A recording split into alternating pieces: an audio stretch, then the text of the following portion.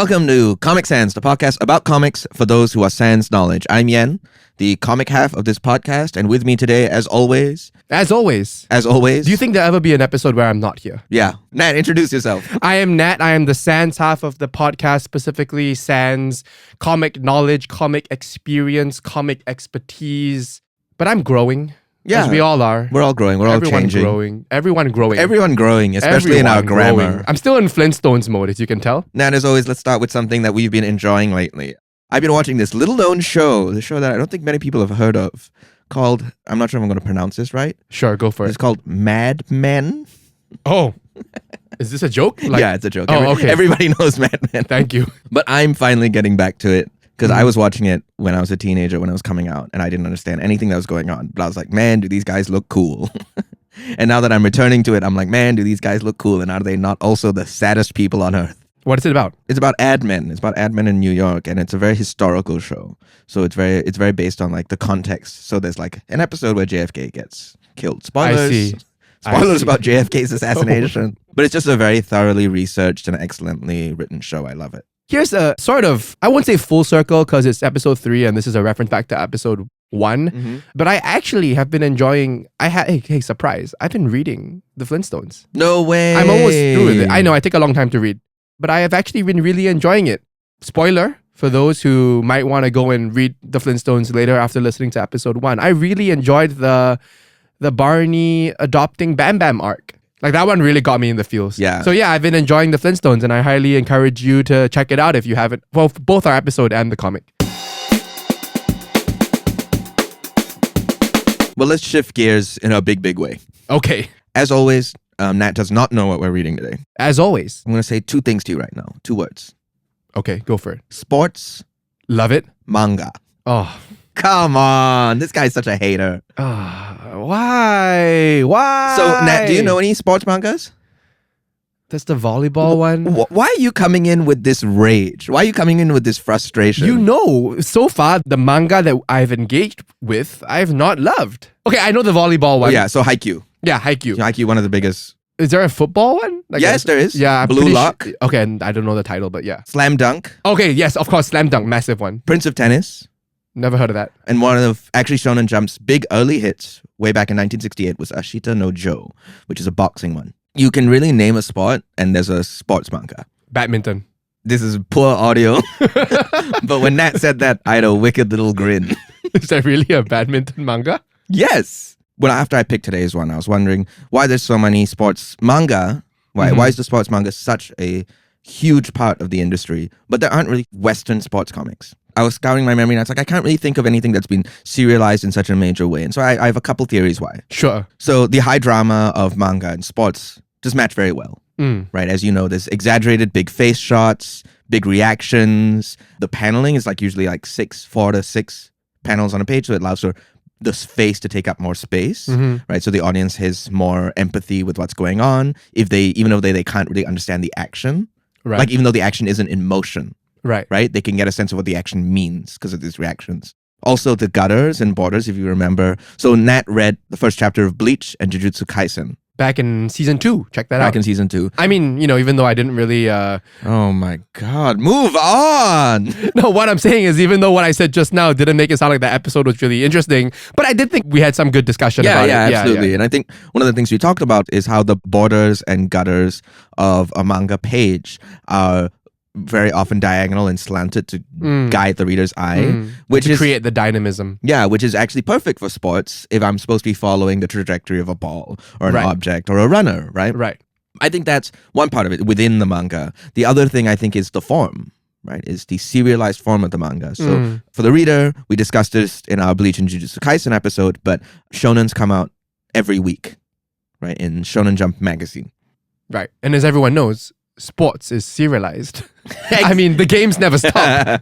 No, but I think there's the push and pull of a 19 to 23 page chapter. Right. But I think the weekly format, as opposed to the monthly format of most Western comics, allows for the drama of a game to unfold in a much closer to real time scenario. Right. Right. And so the game can be actually broken up into, say 12 bite-sized morsels over 3 months, as opposed to 3 big chunks over 3 months. A singular game? Yeah. That's crazy. Same thing for like action shonens. Fights can go on for 30, 40 chapters. Wow. Yeah, that's quite normal, especially for like huge scale epic battles. Like in One Piece, you can have a battle that goes on for a year. What? In reader time. Okay, that's crazy to me. Yeah, but it's also like spread out. There's multiple elements to it. With sports, people watch it because there's something going on all the time. There's always something to engage with. Right. Right. And so when that's coming out weekly for you, right, you can have a lot of developments and twists and turns in a way that you can't really have if you're only coming out once a month. Right. You know what I mean? Like you can split up the game into its chunks. Yeah. Into each goal or whatever. But also I think there's the nature of the audience. We discussed this a little bit, but manga versus Western comics, right? In Japan, of course, there's diehard fans, but lots and lots of people read manga. It's not something reserved for nerds. Yeah. From a producer's perspective, in Western comics at least, there's this perception that there's a divide between the people who like sports and the people who like comic books. Right. Right? You have your jocks and your nerds. Whereas I think in Japan, it's just common, like all the high schoolers are reading manga. Just a much wider demographic and diverse demographic as well. Yes. Yeah. So they're just able to read it and they're able to produce it at mass because they know people are going to read it. Right. Where I think there's this misunderstanding perhaps in the Western end of things. Do you think there are manga haters in Japan? Oh yeah, absolutely. Oh really? Yeah, look at you. I mean, no, but in Japan, like in We Japan can fly culture. you there. No, there's definitely people. I mean, there's haters of everything. Right. But okay, going back to this audience demographic thing now, do you remember the one way that Japanese manga is split demographically, the audience? The shonens. Yes. Which is young boys. Yes. And then I can't remember the one for young girls. Shoujo. Shoujo. Right. So the main division is, there's age, but I would say the primary division within manga is by gender. And we read shonen with Bleach and Jujutsu Kaisen. Yes. Right. Firmly shonen. We have not read a shoujo. Not to say that women or female identifying people cannot enjoy No. Bleach or Jujutsu Kaisen. Yeah. But that's just sort of this very generic. This is the perspective. This is the bulk of the producer's audience. perspective. From the producer's perspective, they imagine the bulk of the audience to be this. So we're reading something from Shonen Jump today. Right. But Another shonen. it's a little bit of both. Oh, okay. It's a shonen Joe. We're reading Blue Box Blue Box. by Kouji Miura. Can I guess what sport is Blue Box? You can try. Does the title Blue Box have anything to do with the sport? No. So it's not like slam dunk? No. Okay. Pickleball. No. I'm just going to say also, for a listener with good memory, I've actually mentioned this exact spot. Like this manga? I've mentioned this manga and the sport. It's a tough day to be me. Tough day to be me. I got nothing. I said pickleball and it's wrong, so go ahead. Goodminton.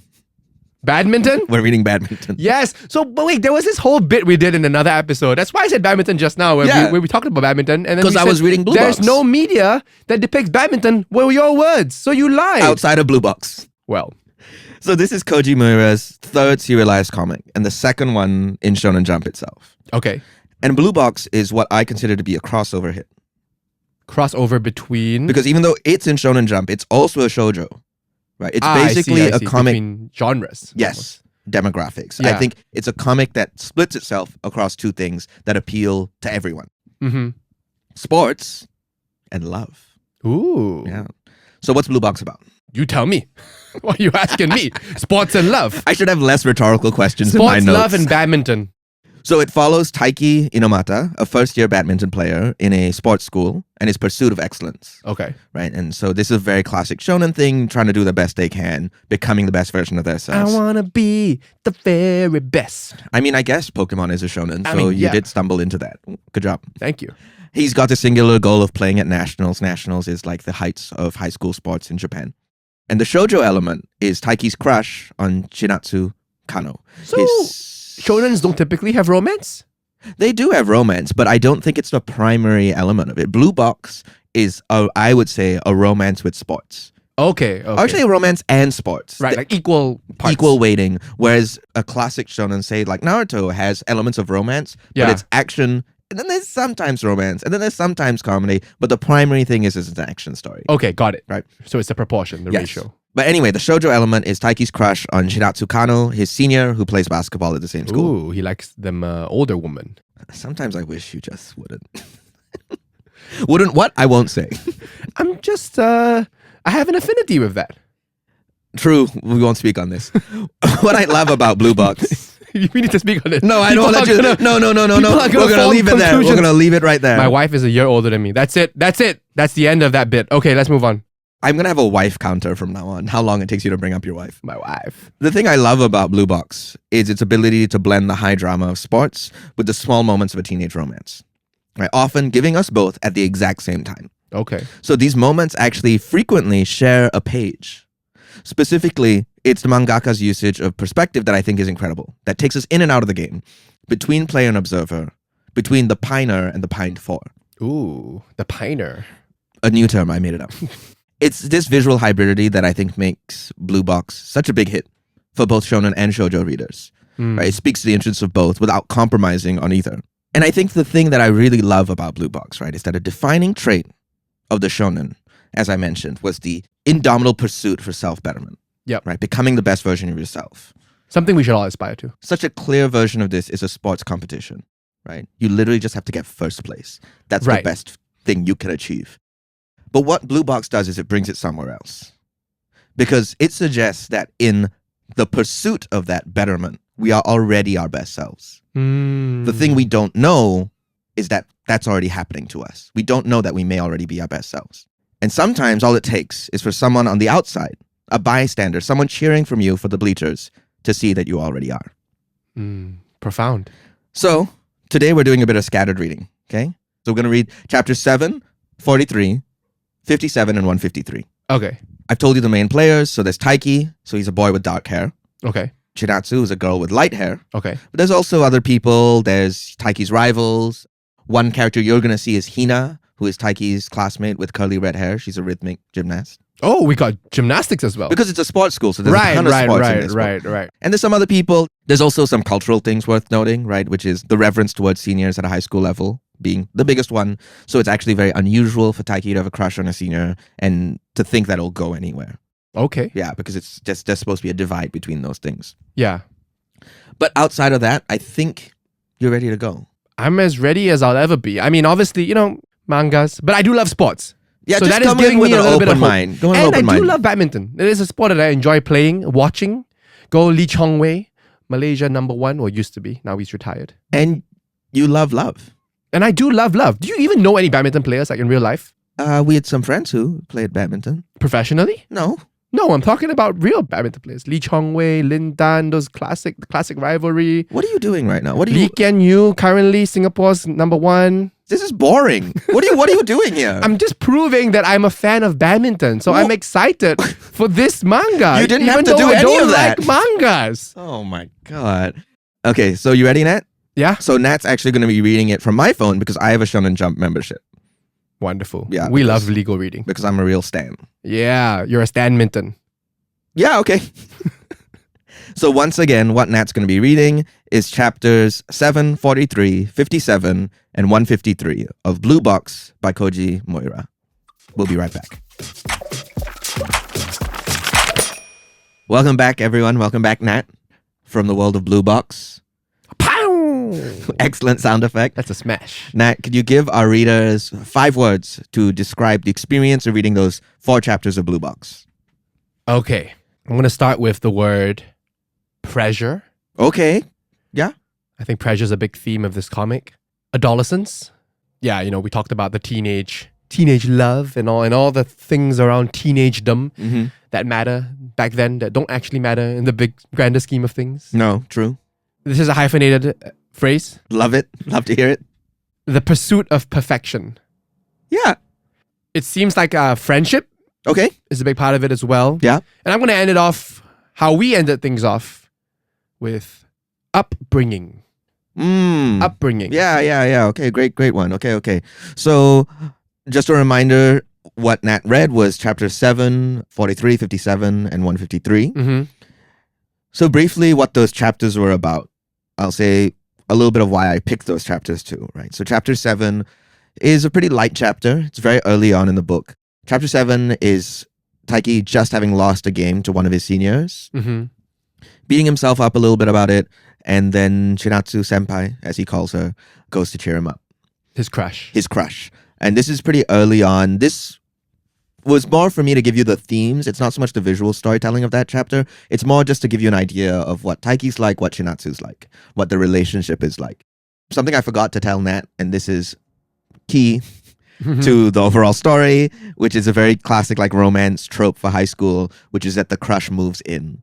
So at the start of the book, at the end of chapter 1, Taiki finds out that Chinatsu is moving into his home because her family is going overseas for work, but she's chosen to stay behind so that she can pursue her basketball dreams. So they're family friends, right? Yeah, they're family friends, and now they're living together, and now Taiki has to navigate this whole thing. He's like, oh, no, I'm living with my crush. Yeah. Did you ever have a thing like that? I definitely had that when I was a kid. Your crush living in your house? No. There was a new girl who came to school, and I think I'm like 13 or something. And I was like, oh my gosh, she's so cute. Yeah. And then I went home and my mom was like, oh, we've got new neighbors. And I was like, no way. Who are they? Not her. Totally other people. But for like the hour between me finding out the truth, I was like, ah! So that's chapter 7. Chapter 43, which is for me, I think the moment when I was like, oh, I think this book is incredible. I really like what this book is about, which is 2 stories. One is Taiki and Hina hanging out. Hina is his best friend. There's a very platonic relationship between them. She's a gymnast. She's the gymnast. At the same time, Chinatsu's playing a critical basketball game. And Taiki's not there. He wants to be there. He wants to be there, but he's pretty distracted. 57 is entirely a match of Taiki playing against one of his rivals, and Chinatsu's watching the whole thing. Yep. And so we don't actually get any insight into Taiki's head here. It's entirely Chinatsu watching him. And talking about him and how hard he works and things like that. And then 153, which is way far ahead. I think what we can talk about 153 without spoiling anything about the romance, because 153 is actually very separate. It's Taiki playing a quite critical game, and it's about his mother watching him. Yeah. And like 57, it's from the perspective of the mother, understanding the game. But it's also, there's insight into Taiki through flashbacks. Yeah. And I really love 153. And it's about upbringing. It's about how the mom sacrificed so much for her son to be where he is today. And that self-sacrificial love. And that connects to Chinatsu a little bit, right? Because Chinatsu's also made a sacrifice, which is not going with her family. Right. Yeah. There's a pretty nice arc between Chinatsu and Taiki's parents, welcoming her into the home while Taiki is freaking out in the background with his like big teardrop, big eyes. But yeah, that's by and large what we read today. So 4 pretty disconnected chapters that I think have some through line. Yeah. Nat, can you give me your general impressions? I will say, compared to Bleach and Jujutsu Kaisen, which are the only 2 other mangas I've read, I enjoyed this more. I didn't expect you to love it. Yeah. But I think you can appreciate it. Yeah. Not for very complex reasons. I do like sports and I do like love. Yeah. And I think both of those elements were sort of missing in Bleach and Jujutsu Kaisen. I guess so. Yeah. At least in the issue 1s that I read. Right? No, actually, in Bleach, they eventually get to a basketball tournament. Oh, wow. Because Ichigo's like 6 foot, so he can dunk. And how many chapters does that span? It's like 40 chapters, and it's just one dunk in slow motion.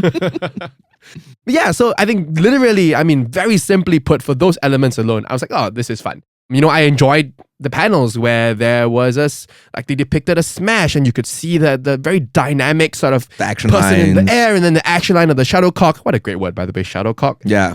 Who named that? Yeah. Shuttlecock moving and the line of it flying and then hitting the ground, and then for some reason there was a sound effect, pong, which is not what I imagine the sound of a shuttlecock hitting the floor is. I think it is. It's more of a pop. How? Spell that for us. Pop. Spell that for us. P-U-P. Pop. Thank you. But yeah, so I enjoyed those motions. Also because I think, again, revealing my great knowledge of the sport here, that it's a very dynamic sport. When you reach for a shuttlecock at the net, those poses, or you jump high in the air, it's visually very dynamic. And it's nice to see those moments kind of like captured in these still shots. So that's really cool. Even though it's not in motion, Miura, the mangaka, she manages to make it feel like it's in motion because the bodies are so dynamic, right? Yeah. You can feel Taiki going his full width, like his full wingspan to reach for this thing so he can hit it. And then the other person responding, and just the flicks and you get the sense of the motion of the badminton is one of the fastest sports in the world, if not the fastest, like quote unquote ball sport in the world. I think the shuttlecock moves at a speed like over 100 kilometers per hour, right? So like to be able to capture that speed is quite impressive. I think so. She like does this thing with like even just the people where they're almost like cross-hatched, but there's a lot of like motion lines to show that they are like just moving at this incredible pace, and I think it works really, really well. I mean, in so far as you can do it on a page.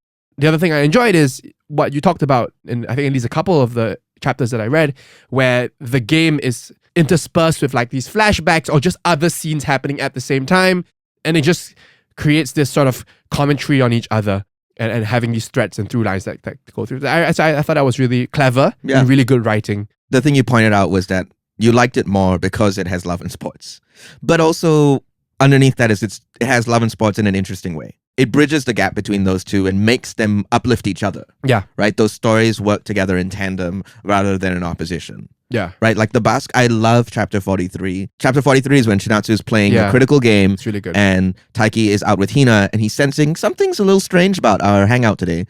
You know, Hina's usually more chill. She seems a little stressed out. I said congratulations to her and she's giving me a face that I don't think I've seen her give me before. Yeah. And so while happening in slow motion, on the same page, Chinatsu is lining up for a shot that's going to determine the game.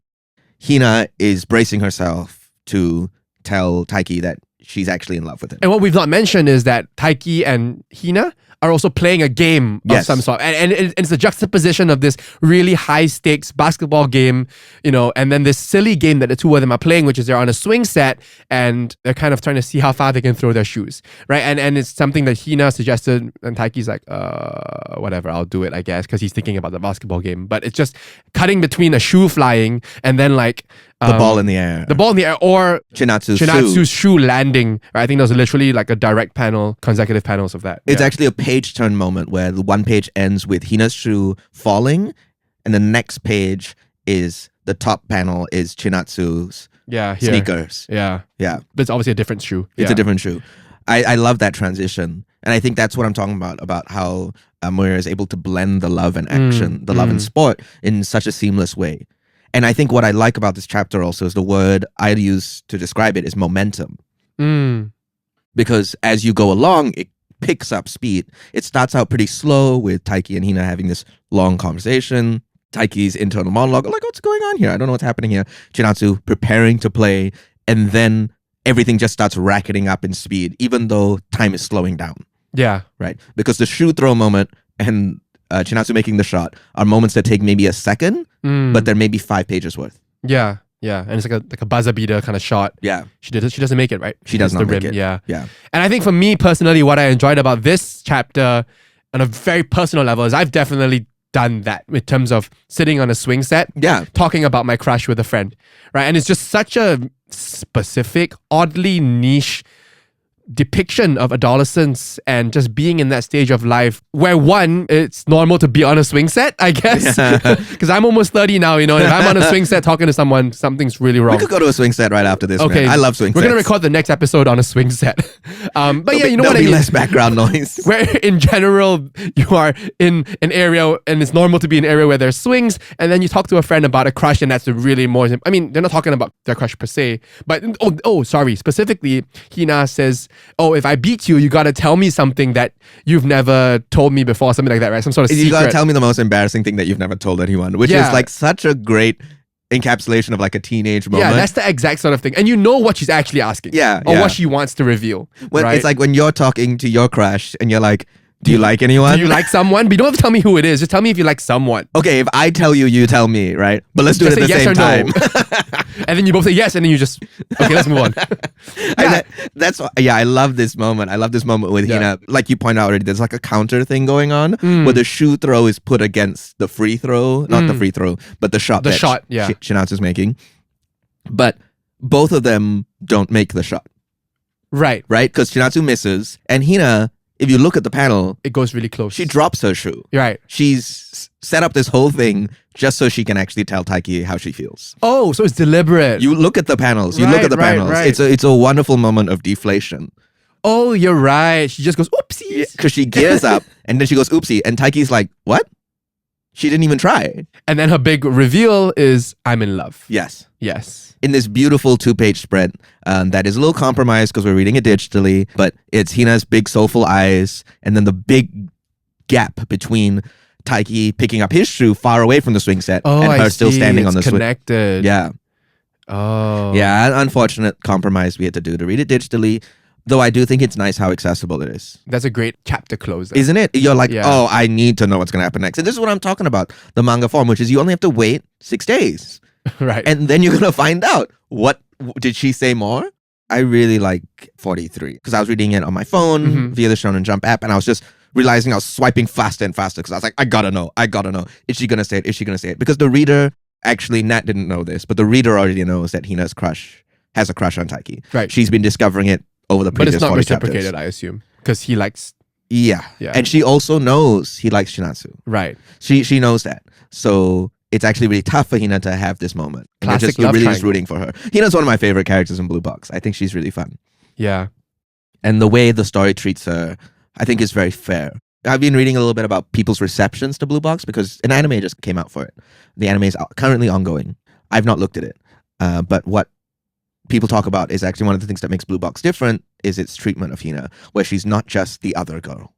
Like she's a full character. She's a full character, and her relationship with Taiki as it evolves through, which you won't see, is actually very sweet. Yeah. We love that. We love platonic friendships. Not every male-female relationship has to be romantic. Or female-female or male-male. any relationship. But in traditional media. No, yeah, exactly. Yeah. Let's talk about chapter 57. Let's go there. So chapter 57, as a reminder, is a matchup between Taiki and one of his rivals. It seems like almost the entire school has gathered around to watch this match. And as we mentioned earlier, it's primarily told from Chinatsu's perspective. Yeah. Even though there's one blip where we see Hina really stressed out by this match. And I picked this chapter because I think it conveys the thing that Nat noticed, which is the dynamism of Miura's paneling and drawing and just page structure. What do you think, Nat? What do you think of chapter 57? I mean, this is the one where we really got to see what I talked about, the dynamic portrayal of badminton. In 153, when we go into how Taiki got into badminton, he has this whole thing where as a kid, he's like, oh, it's so cool because like I feel like when I hit the shuttlecock, I'm like shooting laser beams. Yeah. Right? And I think that's exactly how Miura draws it. It literally looks like laser beams, right? Like there's a point of contact and it's like an explosion and then a shoom, like a solid line, which is obviously exaggerated, but it works, right? And it shows like how much power goes behind these shots. How much force is going in. Like, and so I really enjoyed that. There's no wispiness. Yeah. The middle of it is also white. It's blank. It's not like shaded in, right? So there's no doubt about how fast this thing is going. Yeah. And so then a lot of the conversation or the monologue or whatever from Chihatsu is about, how hard Taiki works and how when she would come for early basketball practice, he would be there every day practicing on his own early. The classic sports person things, always being there before everyone else, first to get in, last to leave, that sort of thing. We couldn't get into this because I didn't want you to read too much, but 57 is actually kind of an inversion of the early chapters of Blue Box, which is entirely Taiki watching Chinatsu and being like, wow, she's here so early. And so now we're actually seeing it from her perspective. Right, okay. So this bit, she says, oh, I actually started coming earlier and earlier so I could beat Taiki there. But actually in Taiki's mind, he had no idea this was happening. He was like, wow, every time I come here, she's already here and she doesn't even know I exist. Yeah, and so there's some sort of reciprocation happening here. I would say this issue is certainly a turning point. Right, okay. Yeah. There's this connection and this mutual appreciation and admiration for each other and their work ethic. Yeah, this is the thing I was saying earlier about how so much of this manga is about being seen by someone else. And actually in chapter 7, why I picked it is because there's that moment where Taiki's really full of doubt. And Chinatsu says, you can do it. And then Taiki has this monologue being like, man, I don't know whether I can do anything. But when I hear her say that... Like, just normally I don't believe when people say nice things to me or whatever. But when someone I like, i.e. Chinatsu, says it, I find it easy to believe. Yeah. Yeah. And I think that's like the power of this book, right? It's about the two of them empowering each other in the same way that the sports and love are enhancing each other, right? There's a lot of dual streams happening in here. I mean, and even to bring it back to the Flintstones. Yeah. And what Fred Flintstone says about marriage. Do you remember this? I do. And that's absolutely why I picked chapter 7. I'm so glad you picked that up. Yeah. Because there's a lot they're not married, to be clear. But this idea of like your partner, your life partner, or whatever is basically a mirror through which you can see yourself. That's what he says, right? Something like that. You see yourself through someone else's eyes. Yep. And you never feel judged. Yeah. You only feel supported by their how they see you. Yeah. Is all of season 3 going to be love? I think, I know. We're 3 for 3 right now. I love it. Right? Yeah, we're 3 for 3. Have you ever played badminton? I have played badminton. I mean, of course We've never played badminton together. No, we've never But played our badminton. friend group has. Maybe we should. We should go. Actually, honestly, I'm down. Okay, let's go Take this off mic. But Nat and I are going to go play badminton together. And I think that'll be a lot of fun. We're going to make a reel and post it on our Instagram. So make sure you follow us at Comic Sans Pod. Oh no, why don't you play and I stand at the sidelines? And then you do a monologue. And I do a monologue. Wow, normally Nat looks so miserable when we're recording Comic Sans. But when he's swinging the racket, he's so full of And life. I'm playing with myself. You're hitting the shuttlecock against a wall, thinking it'll bounce back like in squash. Let's go to 153. This is the one that really pulls your heartstrings. 153 is terrific. I love 153 because it goes into a place that you really don't expect for this book. So actually 153 is about Taiki and his mother. And his mother is a supporting character, but very much a supporting character throughout the rest of this book. She doesn't really like show up in a major way. She encourages Taiki. She's always very supportive of him. She's also very supportive of Shinatsu, but she doesn't really get much development. And then we have 153, which is almost a standalone chapter, really. Almost anyone can read 153 and understand what's going on here. Yeah. And I believe the chapter name is... Don't eat ice cream. Yeah. So that's something that is recalled later at the end. It starts with Taiki reminiscing that he used to think that adults don't eat ice cream. And it's this memory where he's eating ice cream and then he asks his mom if she wants one. And she's like, oh, no, because the fat and sugar show on your body in a flash. And that's the excuse, that's the reasoning that she gives. And so she doesn't want one. It leads directly to the conversation about, you sure you want to play badminton? He's like, oh yeah, I like it. I feel like a laser beam's coming out of my hands or whatever. You know, it's like a superpower. I gave it strength, right? This wobbly shuttlecock in the air. And then when I hit it, it travels in a straight line. Like a beam, he says. It jumps back to when he's a bit older and he's really upset, and then she asks him what's wrong. He says he lost in a round robin tournament. He didn't win a single game, and then she encourages him, right? And this is all a very little Taiki, to be clear. This is him as a child, but because the character design is so strong, there's no doubt on who it is. Yeah. Right? Maybe like 12 or 11 or something. Rugrats version. Yeah. You know, and then she encourages him, you're full of potential, you'll always be getting stronger. And then he's like, oh, I'm not that great at my footwork. And she's like, okay, then let's practice. It shows little notes his mom used to write for him. Good luck at morning practice. I'm going back to bed. She'll pack lunch for him every morning. And then there was a time when, another memory where he and his dad, Taiki and his dad, got a little birthday surprise for the mom, arranged a little like spa day for her. And then she comes back and she had a great time. And then she's come back with like a bunch of things she bought for him. And he's like, hang on, but mom, today's your birthday. And then she says, I never stop being your mom, Taiki. Oh. So good. And then dad brings in ice cream. Yeah. And here's where we do the whole full circle thing. And then Taiki's like, huh, mom likes ice cream. And dad said, it's her favorite. Taiki goes, but I remember her saying, trails off. And then the mom says, or somebody says, I think it's the dad. It's hard to eat ice cream when you're focused on taking care of your kid. And then the mom goes, plus it's high in fat. So yeah, just this idea of like the sacrifices in the small and big ways that a parent makes for their child. Yeah. It's very sweet. And I think, as you already pointed out, it mingles the sport and love. Yeah. A different type of love. Yeah. Which is why I think this chapter is so special, because it's really not just about romantic love. There's a lot of platonic love, paternal love, familial love. Yeah. One of the characters has like 3 younger siblings, and a lot of his story is about taking care of those 3 younger siblings. And I just think it's such a great way to mingle these things together. Like, who are we doing it for? Right? So in some way, when Taiki's on the court, he's not just there for himself. He's there to make his mother proud. And proud she is. Proud she is. Yoda, she is.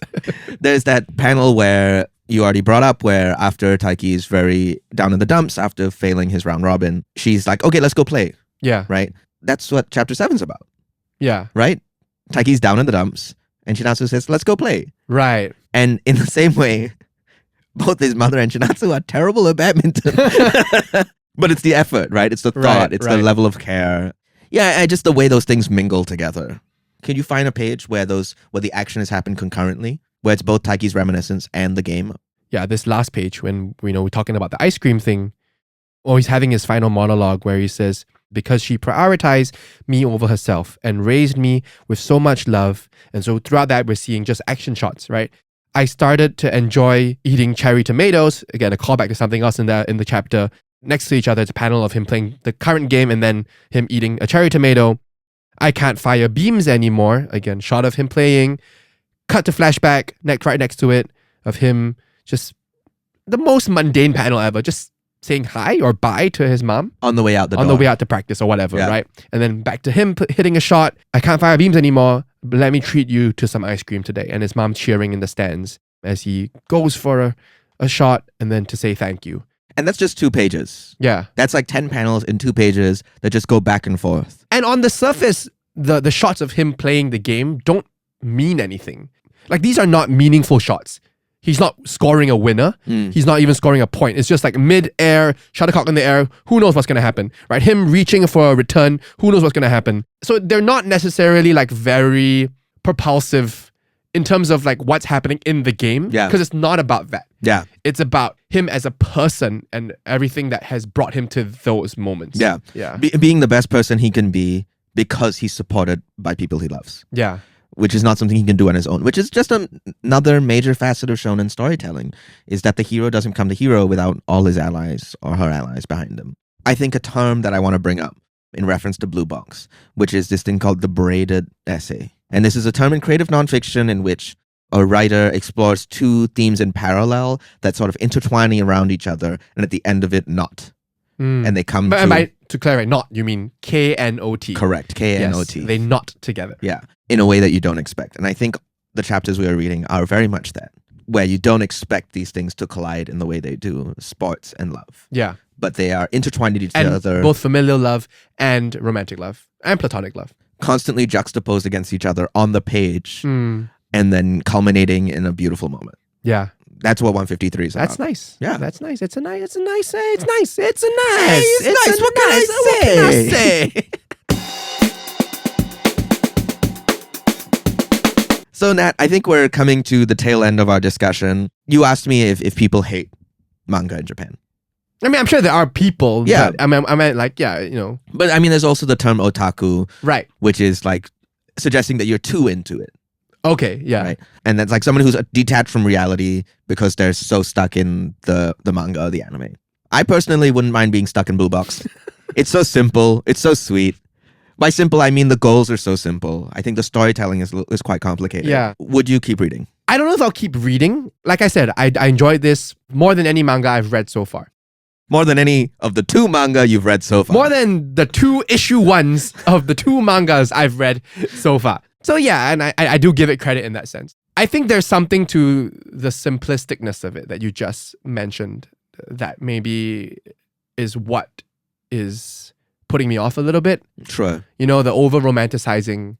I say this also coming from, I'm not going to go into this, but you know, I do have a very personal history with sports. Like, I was raised very much as a competitive swimmer. I used to train 10 times a week. So I would wake up, my first training would start at 5:30 in the morning, and then I would train at 4 p.m. every day, 6 days a week. Terrible. It was an incredibly painful upbringing. It was not something that I wanted. Yeah. It was very much enforced upon me because I was fairly decent at that age. And so I think that I have a lot of complicated feelings over sports, over very highly competitive sports at a young age. And I think this is a beautiful picture of how it should be, maybe, you know, like with wonderfully supportive community and parents. And, you know, but at the same time, it's also like, if you think about the child athlete factories in like China. Sure, yeah. You know, like it's a reality of like, it's also pretty messed up in many ways. Yeah. Which is why I think Blue Box is special and why I think sports manga generally tend to do this.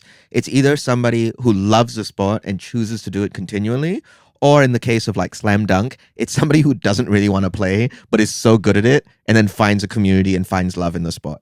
But it's I don't think I've read a sports manga where it's a character who has it put upon them, right? Like in 153, Taiki wants to play badminton as a child, and his mom's like, if you want to, sure. And at no moment is she, you have to keep playing. And so, let me clarify. At no point do I want to, like, I'm not trying to poison this with my cynicism. All I'm saying, and actually it's because of that I enjoyed it, I think. I was like, oh, this is so refreshing. There's no complications over this very pure motivation of I'm gonna be the best sport person I can be, and they do achieve that, I assume, you know. And it's linear, it's there, it's easy, and I think there's something about that simplicity and purity that is like refreshing because it's like, it's so removed from the reality of competitive sports and growing up as a competitive sports person. But at the same time, I'm like, I also don't want to read like 100 chapters of that, you know? Like, it was nice for like the 4 chapters I read, and then, okay, I'm glad this exists, and I'm glad people are finding entertainment and comfort or whatever they find in it. But yeah, maybe not for me. No, totally fair, but you appreciated it. Yeah, and I appreciate what it's trying to do. Yeah. For sure. From a craft perspective, very, very good writing and this braided narrative thing we're talking about. Yeah. Yeah, I that's all I needed. I wasn't expecting you to get hooked on the Chinatsu Taiki storyline, though I will say I love it. There's really, when I was looking, I was trying to pick what chapters, and I was like, okay, so there's like, I think there's 160 something right now. And so trying to pick chapters for it was really difficult. So I turned to Google and picked like, okay, which one should I do? And on almost everyone's list, there was like these same 4 chapters that I was like, not the ones we read. And I was like, we cannot read these 4. Why? Because they're just full spoiler territory. And there'd be no way to talk about it. I see. And I do actually want people to go and read Blue Box. I think it's great. Please do. Like, don't let my own baggage and trauma and my inability to access to really fully appreciate. It's good. Please go read it. Yeah. So the anime is out right now, actually. Oh, cool. The anime is like, and it's a big deal. It's ongoing. It's ongoing. It's the first season. And so it's recent? No, it's really recent. Oh, wow. Yeah, it's a recent manga. It's like maybe 4 years old. 4 years old. Okay. So it's not over, firstly. I've been toying around whether I should watch the anime, but after like going back through these 4 chapters, I'm like, I don't think there's any reason I would. Oh. Because I don't think there's any way that the juxtaposition that Miura does on the page can be done in the animated form. You don't know that until you've watched it. Yeah, but I'm very happy with my reading. I love to read. Now it's time for the pipeline. Okay, I've been holding this one in because I have something actually. Oh, thank goodness. And I'm gonna get it in first before you go. In case you can say the same thing. Yeah. You know, I want to formally apologize. I know I've really been dropping the ball or dropping the shuttlecock on these pipeline recommendations, and I apologize for that. You know, sometimes it's hard. It's hard to come up with something when the comic is so singular. But today I've got something. Let's hear it. But before that, pipeline, come on everyone, it's pipeline time. I was so hopeful. You forgot. I think if you like challenges, Great pick. if you like challenges, the film from this year featuring Zendaya and Mike Faist and Josh O'Connor, incredible film. I mean, it doesn't get as saucy, I assume. No, no, Blue Box does not get anywhere near saucy. And Challenges gets a lot more into the sort of toxic and not so healthy parts of being a professional or aspiring professional sports person. But I do think this idea of braided narratives, love / romance and competitive sports, it's just all there. The tension, the high drama with the little moments. Yeah, so I think if you like challenges, you're actually really going to like this. Great recommendation, Nat. Because I think also, speaking to what we're talking about, which is challenges tells that story in a way only a film can. And in the same way Blue Box exists only as a manga can. Though I will say challenges is more explicit with its like formal things. Cinematic techniques. Oh, sure. That Luca Guadagnino there's some crazy shots in that. Crazy shots, like the drone shot. When it follows the ball and things like that, yeah. And I think Blue Box is a lot more subtle in playing with the form. As far as you've seen it. Great pick, Nat. I think I've got one thing. Okay. And I don't know. You have that one It feels thing. a bit like a cop-out. Okay, go for it. I'll tell you whether it's a cop-out. But it's Haikyuu. Yeah, it's a cop-out. That feels like the second half of the pipeline. Yeah, no. But I mean, anyone who's read Haikyuu would have... Anyone who's read Blue Box has probably read Haikyuu. Yeah, so I don't know what you're trying to achieve with this. You're right. Okay. I'm not going to go with Haikyuu. Slam dunk. I was honestly, the thing I was thinking of was... But I don't even like the thing I'm about to say. Well, someone might. Okay, High School Musical. I think it's actually a good shout. Yeah. I think it's a good shout. Like, it's the elevated drama of high school sports. Yeah. Combined with, I gotta go my own way. What about us? Again, elevated like drama of romance, teenage romance. Yeah. I don't like what I've said, but I'll stick with it for now. But I think it's correct. Okay. I think factually, it's correct. And so now that takes us to the second part of the pipeline. Which you already said one, which is Haikyuu. But that's low-hanging fruit. Yeah, so I'm actually going to go for one that I think is a little more unknown, which is Dogs Red. This is a manga by Satoru Noda. Okay. It is not a romance in any sense. Not interested. But I think where Blue Box is a romance, Dogs Red is a comedy. So it's about matching sport with comedy. it is a riot of a comic. Like, I have laughed out loud on the bus reading Dogs Red. Like, I turn the page and I'm like, oh my God. You're the kind of person that I judge. Because I find joy in public. Because you'd rather I keep my joy private. Contain your emotions in a public setting. Have you ever seen anyone watch stand-up? Because, you know, on planes, sometimes they've got stand-up specials. Yeah. Have you ever seen someone watch it and then just laugh out loud? No, I've never. I've seen that several times and I love it. I'm so happy for the person every time. My favorite is when someone's watching like a R21 movie with like really raunchy scenes and then you can just see them like uncomfortable in their seat, hoping nobody's watching, and I'll just stare at their screen. This relates a little bit to manga and anime, which is I was on a flight once with a friend and he was watching anime. And anime, as you know, can sometimes have fan service. So it was like a very like breasted woman. Okay. Thank you. On his screen. And he was sitting in the aisle seat. And he sort of looks at the screen and he puts his hands in it and he looks around. He's like, come on. Anyone, what is this? As a show of I'm not a pervert. One of the funniest things I've ever seen a person do. And he was not even trying to be funny because he didn't know I was looking at him do this. Anyway, Dogs Red, it's about a national figure skater, borderline Olympic figure skater who in a fury quits the sport. So it's not about dog sledding? No. Okay. Close. And then has to go to a small town to escape the public eye and ends up joining an ice hockey team. Also, again, not dog sledding. No, but the metaphor is that the hockey team is like a dog sled. For him. For everybody. Like they work in tandem. But the team has to run together. Like their tactics. Yeah. And it's so funny because he's all about elegance and grace. Right. And ice hockey is a very brutal sport, very physically intense and violent. Great premise. I love it. The pages and panels in Dogs Red really make me laugh. There's a scene where they get chased by a bear. Oh wow. Not on ice, but they're just running away from a bear. Thank you for that clarification. I wish it was on ice. Maybe it'll happen one day. It's still very early on, but that's my recommendation, Dogs Red. Great pipeline today. Good job, Nat. Yeah, hey, good job, Nat. You finally contributed. I finally, it's all uphill from here. It's all uphill from here. Which is tough if you're ice skating. Oh. I think that's everything from us, Nat. Yeah, check out Blue Box. Yeah, check out Blue Box. You might like it more than I did. If you read it, let me know. When you get to... why is it called Blue Box? I have no idea, dude. Why is bleach called bleach?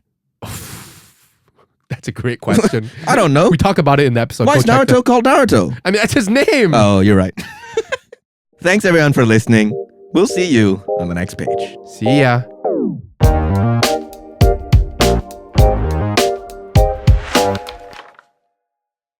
Thanks for listening to Comic Sans. This is an Andaz Productions podcast hosted by Yant and Nathaniel and produced by Scott Lee Chua and Roshan Singh Sambhi. This episode was audio edited by Maddy Searle, video edited by Kit Ling Leong, and transcribed by Danielle Anne Espinosa. Our cover art and motion graphic animations are by Kanikni Studio, Maryana Rudakova. If you enjoyed this episode, don't forget to rate and review Comic Sans. And while you're at it, follow us on social media at Comic Sans Pod. Links are in the description below.